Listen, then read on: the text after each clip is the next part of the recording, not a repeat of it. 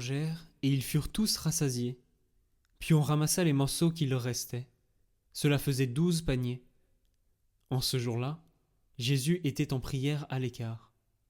Comme ses disciples étaient là, il les interrogea.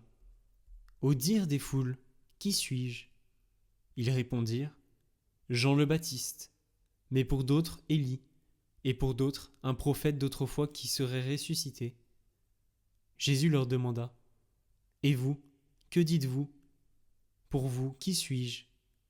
Alors Pierre prit la parole et dit, Le Christ, le Messie de Dieu.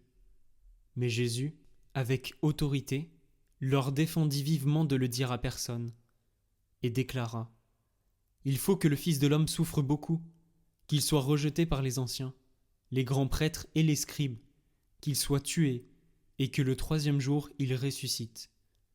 Il leur disait à tous, Celui qui veut marcher à ma suite, qu'il renonce à lui-même, qu'il prenne sa croix chaque jour et qu'il me suive.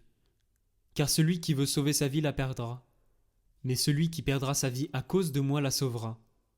Quel avantage un homme aura-t-il à gagner le monde entier, s'il se perd ou se ruine lui-même ? Celui qui a honte de moi et de mes paroles, le Fils de l'homme aura honte de lui, quand il viendra dans la gloire, la sienne, celle du Père et des saints anges. Je vous le dis en vérité, parmi ceux qui sont ici présents, certains ne connaîtront pas la mort avant d'avoir vu le règne de Dieu. Environ 8 jours après avoir prononcé ces paroles, Jésus prit avec lui Pierre, Jean et Jacques, et il gravit la montagne pour prier. Pendant qu'il priait, l'aspect de son visage devint autre, et son vêtement devint d'une blancheur éblouissante. Voici que 2 hommes s'entretenaient avec lui. C'étaient Moïse et Élie, apparus dans la gloire. Ils parlaient de son départ qui allait s'accomplir à Jérusalem.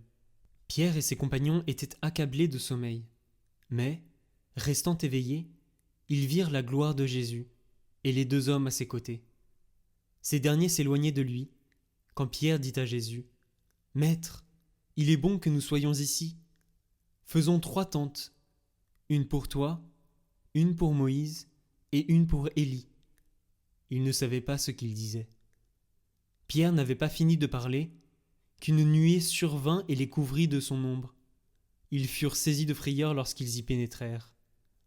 Et de la nuée, une voix se fit entendre. « Celui-ci est mon fils, celui que j'ai choisi. Écoutez-le. » Et pendant que la voix se faisait entendre, il n'y avait plus que Jésus, seul. Les disciples gardèrent le silence et, en ces jours-là, ils ne rapportèrent à personne rien de ce qu'ils avaient vu.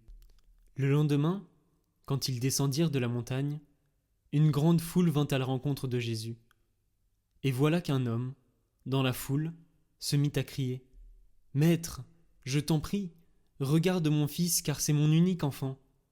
Et il arrive qu'un esprit s'empare de lui, pousse tout à coup des cris, le secoue de convulsions et le fait écumer. Il ne s'éloigne de lui qu'à grand-peine en le laissant tout briser.